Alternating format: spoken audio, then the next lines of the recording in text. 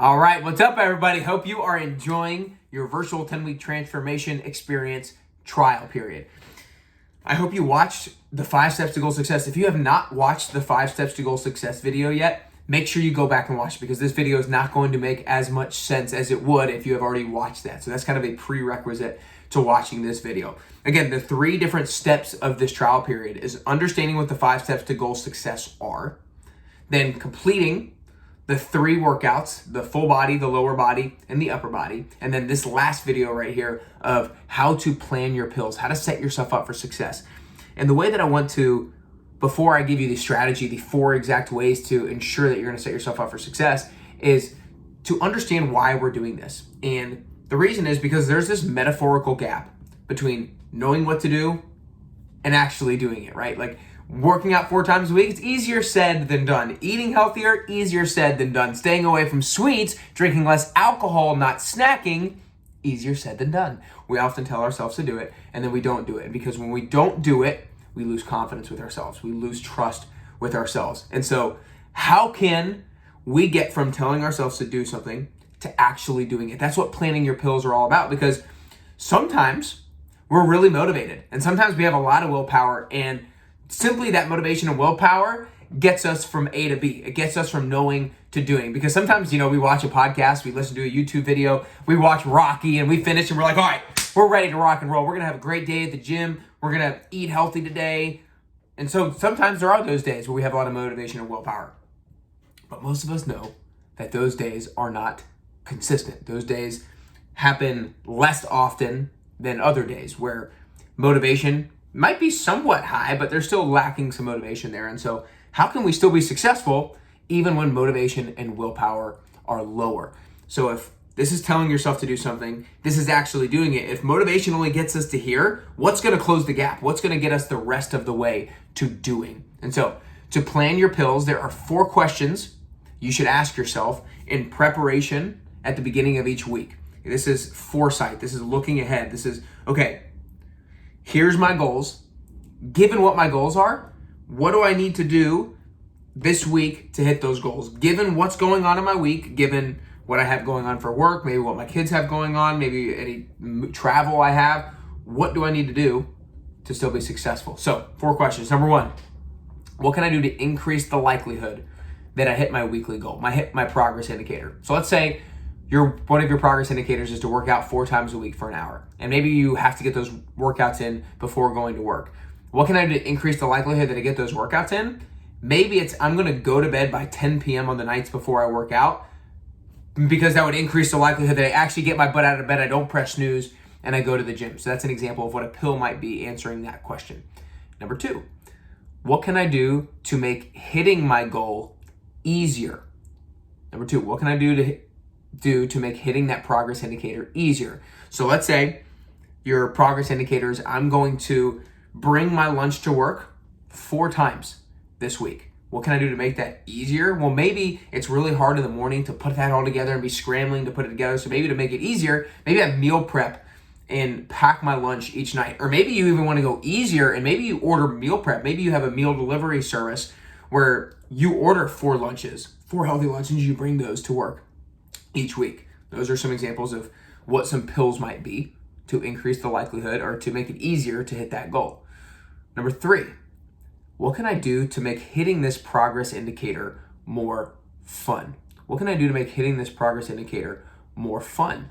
Well, let's say that maybe the workout progress indicator, or maybe the nutrition progress indicator, the meals progress indicator, maybe you pick a new recipe that you have been looking forward to making, and that's what makes it more fun. Or maybe you have a workout partner go with you to the gym, and that's what makes it more fun. Or maybe you try a new workout class, and that's what makes it more fun. Maybe when you're meal prepping, you watch Netflix, or you listen to your favorite podcast, or you listen to music, or you jam out in the kitchen. Like, maybe that makes it more fun.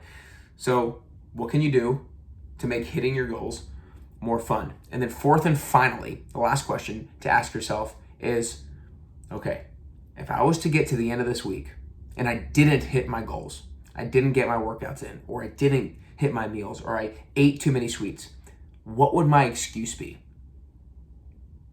And then how can I make sure I don't make that excuse? So let's say, for example, the sweets goal, if my goal is to hit 6 or less sweets each week, what would my excuse be to eating?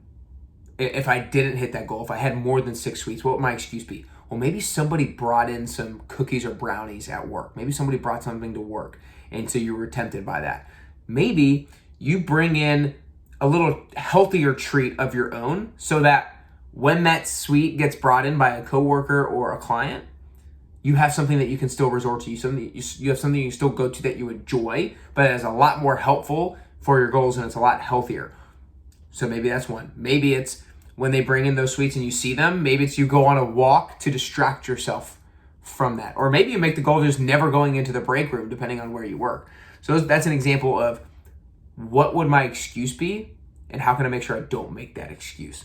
Y'all, planning your PILS is one of the most important parts of the 10-week transformation. It's what really separates it from other programs out there. It's like, I try to create the space for you to look ahead at your calendar and prepare and set yourself up for success and make it easier to hit your goals. Maybe even make it more fun to hit your goals and anticipate the potential excuses and then eradicate the possibility of that excuse arising. Planning your PILS is what allows you to hit your goals no matter what you have going on, whether it's your crazy schedule, your kid's crazy schedule, you're traveling, you can still be successful if you plan ahead. If you set aside the time to determine how you're going to spend your future time, it's actually the best use of your time. That's planning your PILS. I hope you've enjoyed the virtual 10-week transformation experience trial period.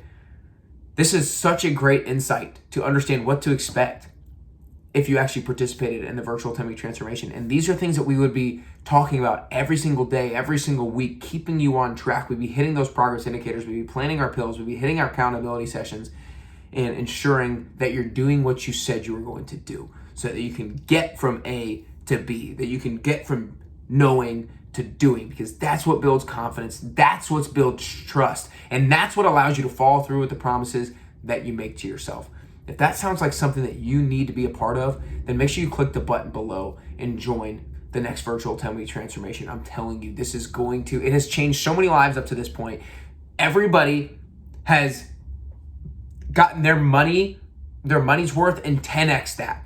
Nobody has done the 10-week transformation and has regretted participating. Everybody has done this thing and absolutely raved about it, absolutely loved it. That's why I have somebody who just started his 10th 10-week transformation. That's why I have another girl who's in her 9th. That's why I have plenty of other people who are in their 5th, 6th, and 7th. Like, very rarely does somebody do one 10-week transformation and leave, and that's because they love it so much. The workouts are great, the community is great, the accountability is great, the encouragement is great, and I want you guys to be a part of all of that so that you can hit your goals, so that you can look the way you want to look, you can feel the way you want to feel, and you can perform the way that you want to perform. So make sure you click the button below and be a part of this virtual 10-week transformation. Be a part of something special. Be a part of something bigger than yourself so that you can get closer and closer to the healthiest and fittest version of yourself, and so that you can ultimately get closer and closer to your best you. I'm looking forward to seeing you in the 10-week transformation soon. Click the button below.